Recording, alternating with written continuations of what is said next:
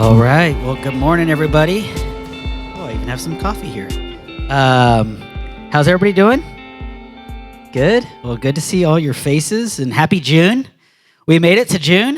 I told my wife that May seemed like it was never going to end. Probably we just needed payday to come, but it's exciting to be together, and we're continuing our series that we've been in called Building a Healthy Life in God. And if you've been with us the last several weeks, you know we've been talking about marriage, but this week we're taking a small break from marriage, but you're not going to want to miss next week, because next week we're going to finish our marriage portion by talking about God's gift of sex. And as Suzanne mentioned last week, we believe that the church should have the clearest message about sex. And unfortunately, it's rarely talked about. So you won't want to miss that. This week, we're taking a little mini break, and we're going to talk about, yes, you read it correctly, dating. Dating. Yeah, there's a few cheers. There we go. There we go. Thank you to my second row. You keep it up. Keep it coming. Here's what I know. 20 and 30 years ago, the messaging about dating was nearly exclusively a concept for young people. But over these last years, I think we can all agree that the dating landscape has changed dramatically, not only with online dating and social media, but there are also many people that find themselves later in life single again, whether that is through the loss of a marriage or the death of a spouse. And so I just want to say, this is not just a message for young people. And here's what I also know. Everyone here will walk closely with others that are dating or will date one day. A la parents. This is an important message for you to dial in with. And my desire as a pastor and father, especially as we have now started a new church, is as we talk about marriage today, as we talk about dating, I want to give us a framework.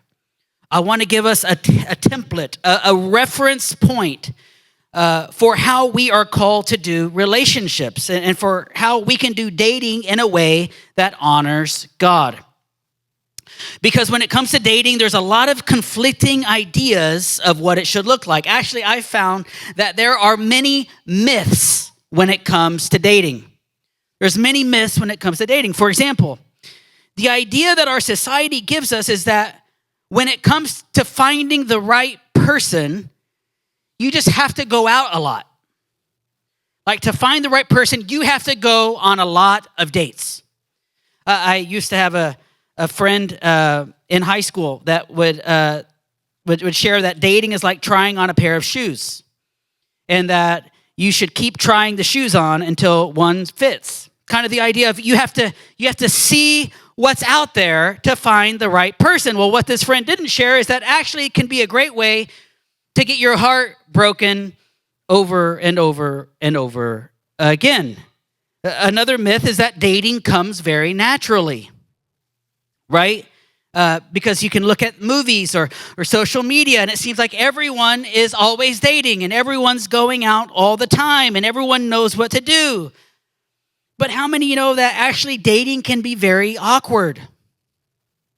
It can feel very tricky.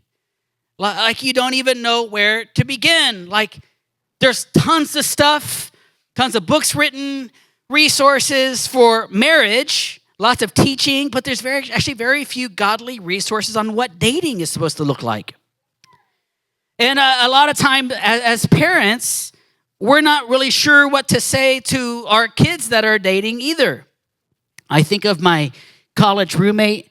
He said the one piece of advice my dad gave me when it came to dating was, don't get a girl pregnant.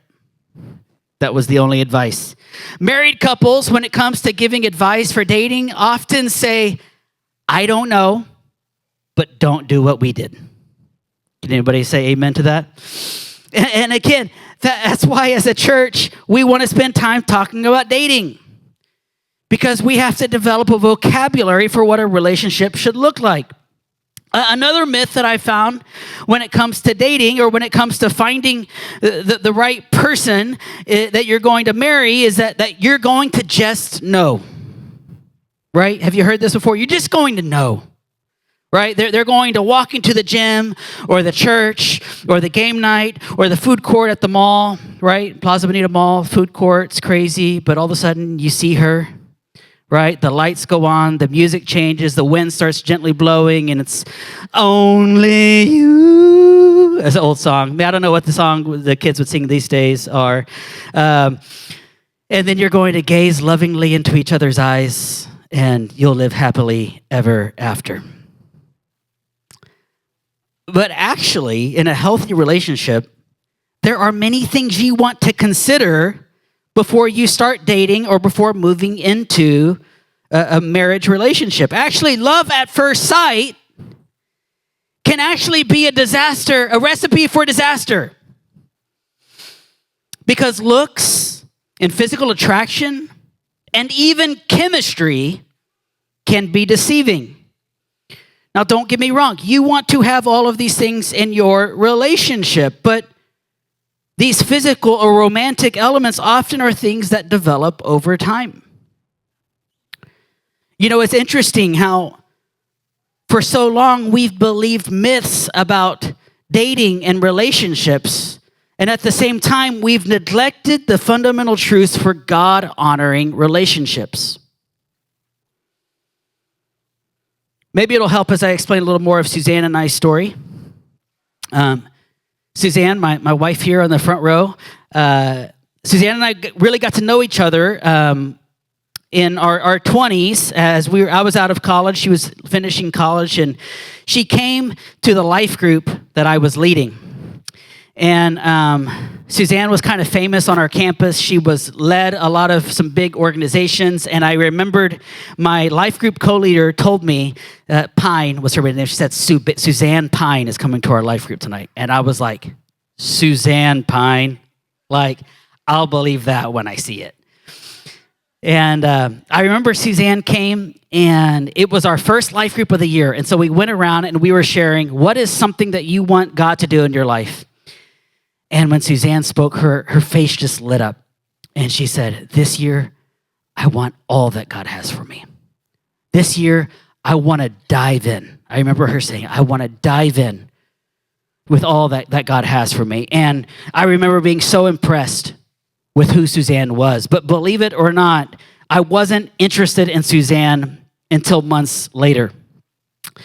Now, it wasn't that Suzanne wasn't pretty or didn't have a great personality. Actually, as we got to know each other over the year, we became great friends. Our life group was always hanging out together, doing things together.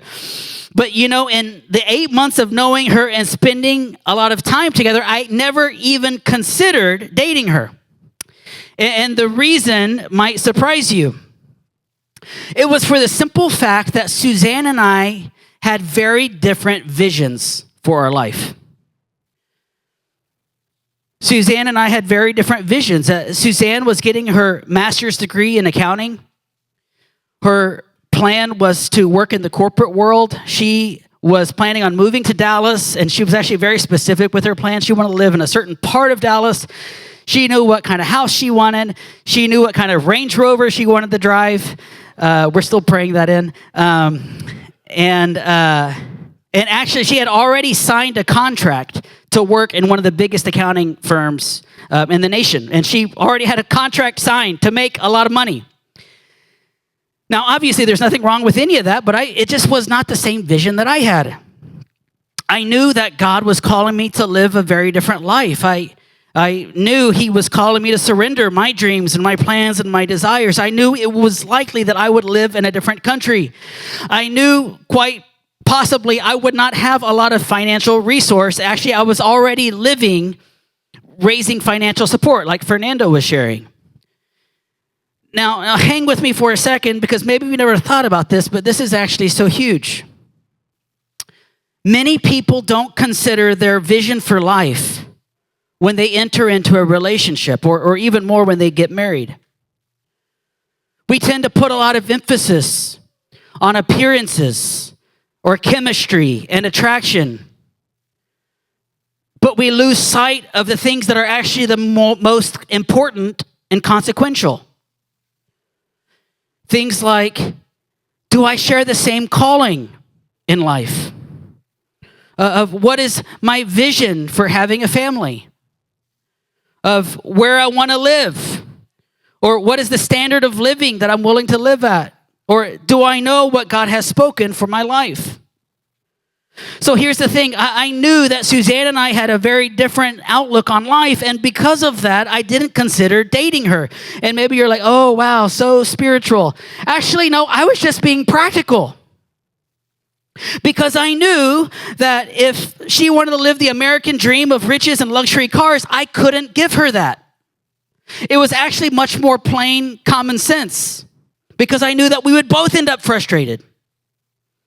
Now, let me be clear. No person is worth sacrificing the call of God on your life. No person is worth sacrificing the call of God in your life. It's not worth it. No person is worth sacrificing your relationship with God. So when it comes to dating, it goes without saying that if you are a Christ follower, which AKA Christian, if you are a Christ follower, you definitely want someone you date to be following Jesus with you. Okay? Like, we're talking low bar here. Again, if our lives are all about Jesus, walking with him, being like him, how could we ever consider dating or marrying someone that is not walking towards Jesus? But let me share with you the turning point for Suzanne and I.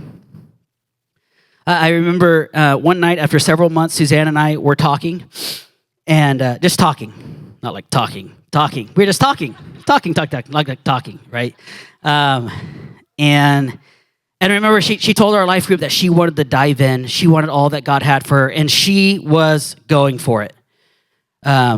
It was incredible. She was at every service. She was at every prayer time. She was running to the front nearly all the time, giving everything to God. And I remember on this night, I remember where we were, where Suzanne said, God has been speaking to me, and I feel like I'm supposed to lay it all down. My job, my degree, my contract. She actually said, I feel like I'm supposed to stay here and not move to Dallas. I feel like God is telling me that I should do the School of Transformation. I was in shock. I couldn't believe the surrender I saw in her life. Here was someone who was destined to have everything, and she was giving everything to God. And all I can say is that I was like Saul after the road to Damascus, because in that moment, the scales fell off my eyes. And I saw Suzanne in a way I'd never seen her before. That's why I believe that there is nothing more attractive than a person surrendered to Jesus. Let me say the most important characteristic of a person you are going to date is that they are running after Jesus. There's nothing more attractive than a person with a passion for Jesus. Proverbs 31:30 says, charm is deceptive and beauty is fleeting, but a woman who fears the Lord is worthy of praise. The number one thing you want in your boyfriend or girlfriend or husband or wife or dating relationship is someone who is going to fear God and follow him. You want someone that wants to say yes to him no matter the cost. And I want to spend the rest of our time talking about what it looks like to build a healthy dating relationship that honors God. And there's some scriptures that I want to use to guide us. First, in 1 Corinthians, Paul talks about how he chose to build the church as a wise master builder. 1 Corinthians 3 says, according to the grace that God has given me, I, as a master builder, laid the foundation, and another builds on it. But each one must be careful how he builds. because no one can lay a foundation other than what is already laid, which is Jesus Christ.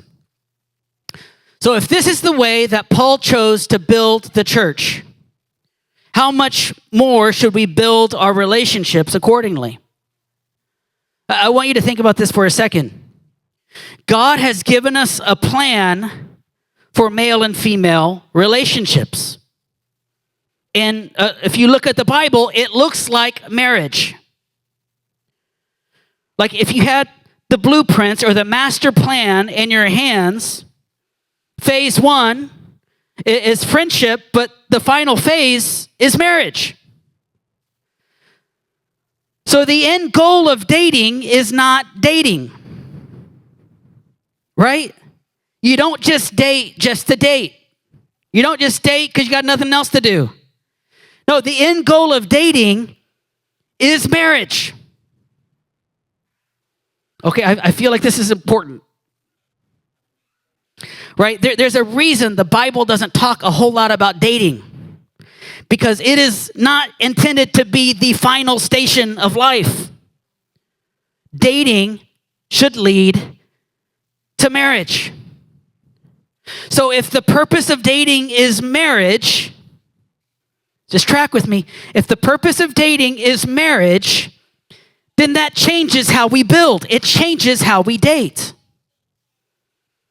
The way you build a dating relationship is important. We have to build our relationships wisely. I think of several years ago, standing in front of one of the tallest buildings in the world, the Burj Khalifa in Dubai.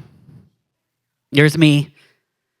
This is at the time, it was the tallest building in the world. I don't know if it still is. The Burj is absolutely stunning. Like, I'm rarely impressed by tall buildings. This was absolutely stunning. It's not just a tall building, though, or just an architectural phenomena, but the stunning thing is when they light the whole thing up with LED lights. And they have a light show every night. Do we have that? They light the entire thing up. My jaw rarely drops. Have you seen it, Fernando? My jaw rarely drops. It was absolutely stunning. Okay, you can take it down, Jenna. As I think about this beautiful building, I can't help but think that that's what so many of us want for our relationships. That's what we want for our marriage or for our dating relationships. We want relationship. We want it to be something amazing and strong and impressive. We want to have all the lights and the splendor and the romance and the awe and the adventure. But what we don't realize is that the Burj, in order to build it, it took 6 years for them to build it. And they had to drill down 400 feet. That is over a football field deep. And put hundreds of pillars to support the building. They had to go through years of testing to build something great. Now, what's my point? My point is that to build a relationship from friendship to marriage in a way that honors God and your community, you have to be diligent. Godly relationships don't just happen. Godly relationships don't just happen on accident. Let me give you some advice my pastor gave me. Do dating in a way that you could teach someone else. I know a lot of people who say, don't do what I did. But let me encourage you to take these teachings and the other ones out there and live your relationship in a way that is a testimony to others, to your children, to the people that you're going to disciple in the future. A guiding principle for dating we get from Proverbs 4:23 says, above all else, guard your heart, for everything you do flow from it. Let me just say, the most precious thing you have is your heart. Parents, the most precious things your children have are their hearts. When you enter into dating with wisdom, protecting and guarding your heart, it allows you to have something to give to your spouse on your wedding day. The book of Song of Solomon is full of wisdom for relationships, but probably one of the most important pieces of advice is Song of Solomon 8:4. And it says this, do not arouse or awaken love until it so desires. This tells me that there's a right time for love to awaken. Parents, this is why we are careful with our kids' hearts. This is why we don't pair up our kids when they're in elementary, or why we don't act like our kids are getting married when they're 5 and 6 years old, right? It's because we are told not to awaken or arouse love until the right time. This is why parents of junior high and high school students, we want to walk closely with our kids, understanding that there is a right time for their love to be awakened, and that their heart is the most precious thing we have as parents. So I want to round out our time by sharing the 5 phases of every healthy dating relationship. The 5 phases of every healthy dating relationship. So this is the point that you want to take down notes. And these phases serve as a plan, just like we talked about the Burj Khalifa, to build something great. This is how you're going to go deep and build something great from friendship to marriage. And when we talk about each phase, you're going to see that each phase reflects a different level of commitment. Each phase, I want you to see this, that for each level of commitment, there is a corresponding level of time spent together, communication, and physical touch. Or you can say time, talk, and touch.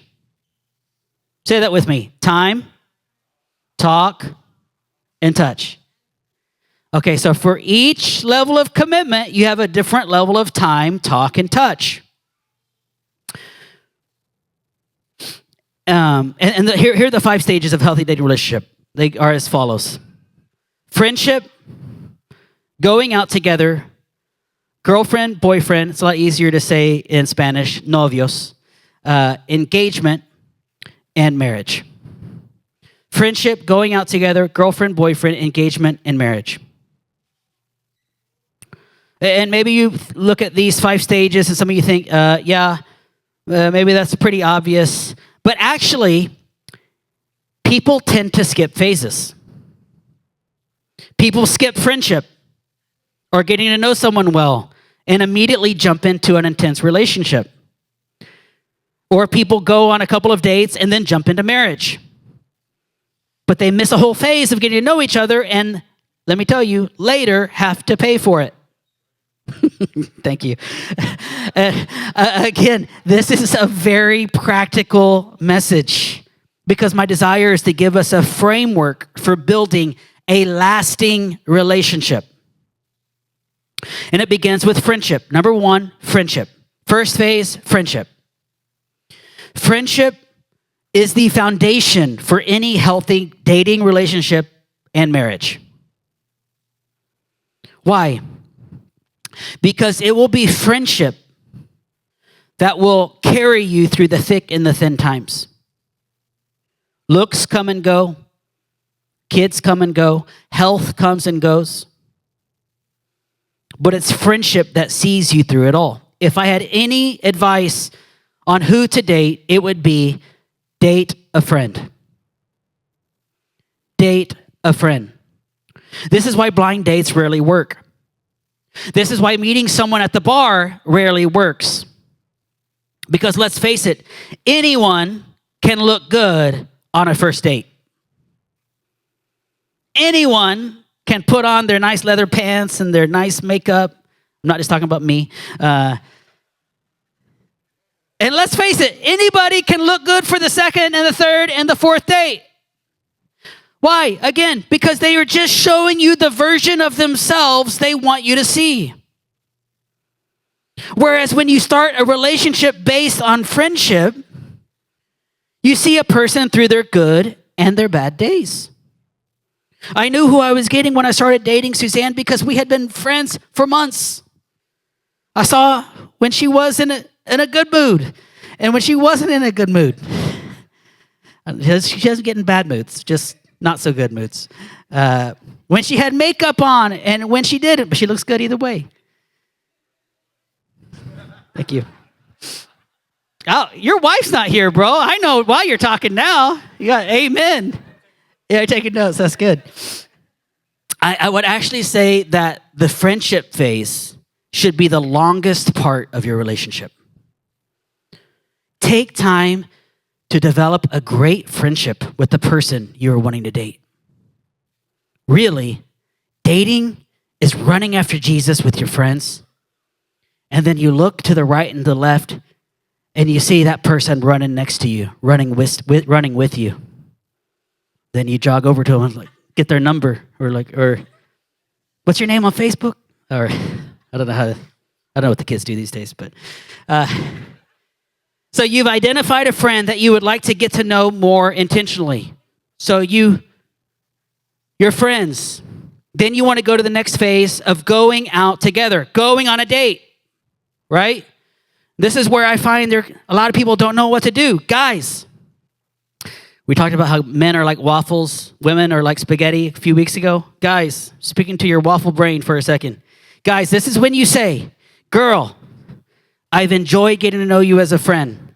I would like to continue to get to know you in a more intentional way. Would you be interested in that? Or you can make it real simple and say, hey, would you like to go out to dinner with me? Guys, this is where we have to be clear, where we have to be intentional. And girls, let me tell you this. Be honest and clear with the bro. If you know that in a million years you would never go out with this guy, just let him down right then, right? It's a lot easier to say it in friendship than on down the road. Don't just go out with the guy for the free food, all right? But I'll also say this, give the guy a chance.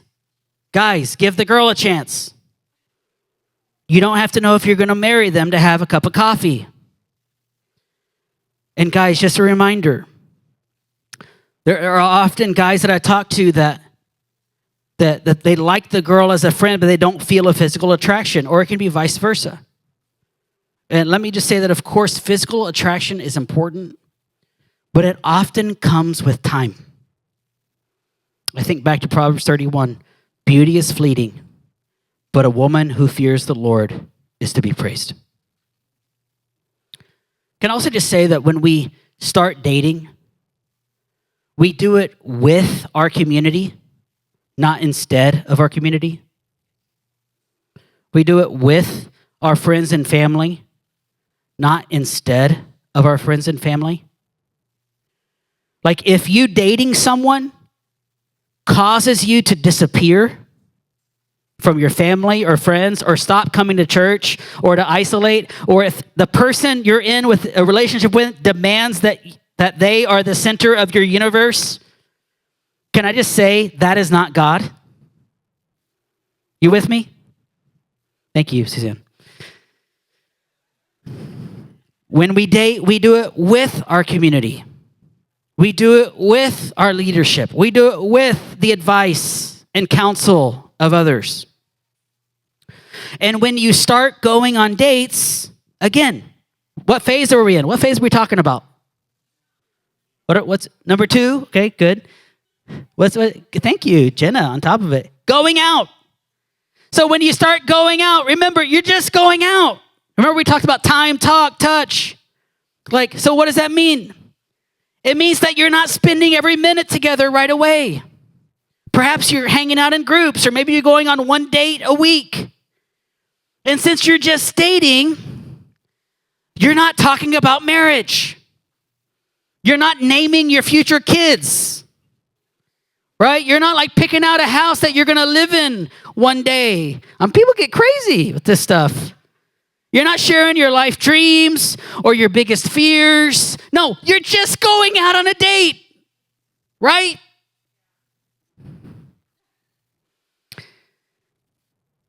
Again, the scriptures, you're guarding your heart. You're building well. You're not awakening love until it's desired. So then you've been going out on dates and you're like, I like this guy. Girls, you're like, I like this guy. Guys, you're like, I like this girl. And then you go to number 3, boyfriend, girlfriend, somos novios. Now, remember I said at the beginning that time, talk, and touch grow. Number 3. Time, talk, and touch correspond to each level of commitment. So this is when you become an official couple. That's when you start spending more time together. That's when maybe you start getting to know each other's families. And again, we're setting a framework here. Let me encourage you. So more time together, more communication. But let me encourage you to make touch, physical touch, the slowest one to follow. In this phase, Suzanne and I started holding hands, but we didn't actually kiss. And you might call me old school or prude, but let me just say, I rarely see good fruit that comes from kissing and dating. Kissing is wonderful with your spouse, but let's be honest. Kissing is the gateway to sexual intimacy. My main encouragement for dating couples is to wait as long as you can, ideally until marriage, before you start kissing. Why? Because once again, if your vision for dating is marriage, then you have the rest of your life to kiss. And if you're not getting married, you're kissing someone else's spouse, right? Right? Are we good? So again, we're building a relationship. And maybe you're like, who are you to tell me I can't kiss? Or how old school are you, to not kiss? Like what, because you can do whatever you want. Like you are free to do whatever you want. But it's just like gravity. If you start kissing, you are opening the door to a battle that will be very hard for you to fight. And as your friend and pastor, I don't want you to invite battles into your life. You with me? And once you've been dating a long time, you start talking about the things I mentioned at the beginning. You start talking about your outlook on life, the things that God has spoken to you. You start opening your heart to that person and asking God if this is the person that you're supposed to marry. And when you get the green light from God and your friends and your community, what do? You get engaged. Guys, let me just tell you that you should plan on this being the only time you are getting married. So go all out for the ring. It doesn't mean it has to be expensive, but you want it to be a sacrifice. When you ask her for her hand in marriage, do something special. And let me give you a hot take. Is that how you say it? Hot take. The purpose of engagement is to plan a wedding. The purpose of engagement is to plan a wedding. I remember talking to a young couple a couple of years ago, several years ago. I'm actually looking at him right now, Fernando and his wife. I think it was one of the first times I met his girlfriend, Anita. This was a long time ago. This is like in 2015, 16. And I met them for the first time, and they said, we're engaged. And I said, oh, how exciting. That's so great. And I kind of barely knew them. And I said, when are you getting married? And you guys said, like in 2 years.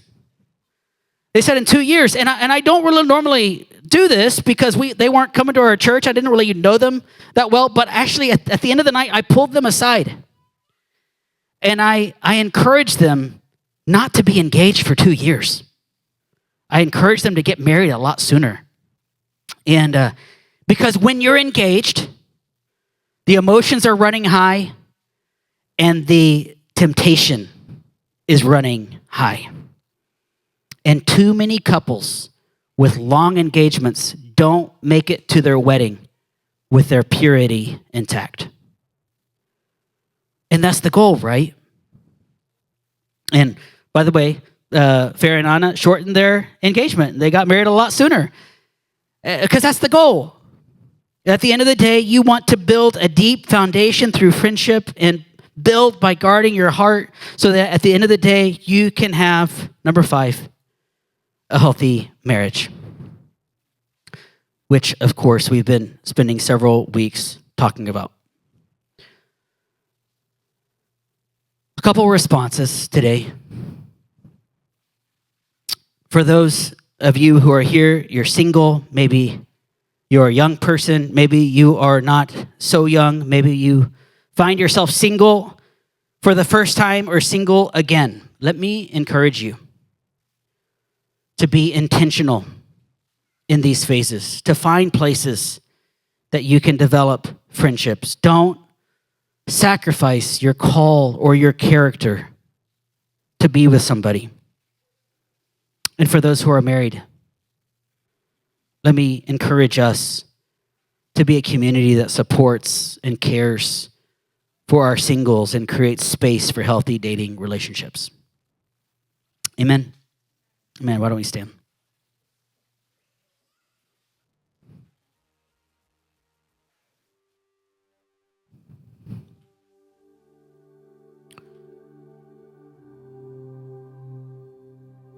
No, we've talked about a lot of different things today, and first, I can't help but think that there are probably some here that you hear this plan for dating and you think, wow, we didn't do any of that, or we skipped every phase, or and I just want to say there is no condemnation or judgment.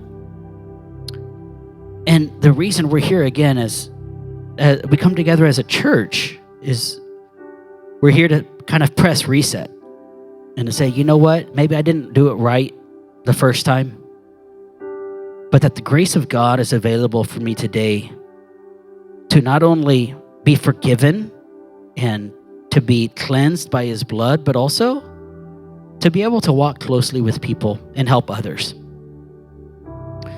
And so, God, we just come today and we thank you that you give us a template for what relationships should look like, from friendship to going out, to getting to know someone more intentionally, to walking as healthy dating couples into engagement and into marriage.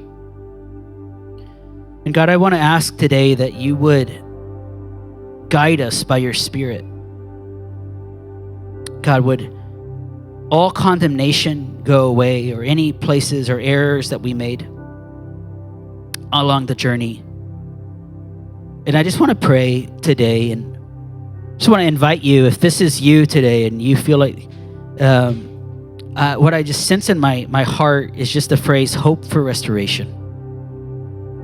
And if you're here and you're saying, hey, I there's something in me, in my heart, or in my mind, or in my body, or my past that needs to be restored, I want to invite you just to open your hands, just right where you are, as all the eyes are closed.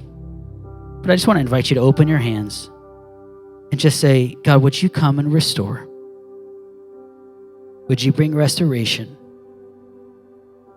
Would you bring restoration to my mind, to my body, to my soul, to my spirit? Would you come and bring healing to my past? God, would there be no place for shame in this place? Would there be no place for condemnation or feeling judgment? But God, thank you that there is new grace today for each person here. There's new grace to find you in our moment and in our place, in our stage of need. And God, I just want to ask, would this house, would this new church, would this be a place where people can find healthy relationships, healthy mates, future husbands and wives. God, we pray for our youth. We ask that our youth would be protected in this area of dating. God, that our youth would be able to stand maturely with a clear vision for dating.